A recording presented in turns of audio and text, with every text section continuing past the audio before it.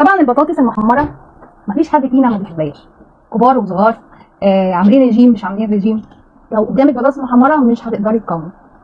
البطاطس المحمره مرتبطه بيا جدا بالطفوله، فكانت دايما امي ربنا يديها الصحه والعافيه تعملها لنا لو عايزين حاجه حلوه. وهتستغربوا كنت اكلها بايه؟ كنت اكلها مع العسل الاسود. طبعا العسل الاسود موجود في مصر ياما، وبيبقى عسل القصب، عسل الاسود بتاع القصب.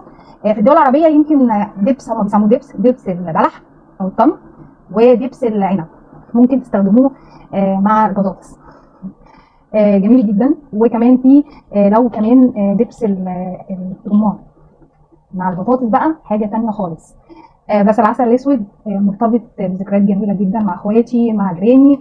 كنت دايما كانت تقلنا كام طاسه بطاطس ونقعدوا ناكلوا منها لغايه ما نشبع، يبقى بنحلي وبناكل في نفس الوقت. كانت طعمها في منتهى الروعه.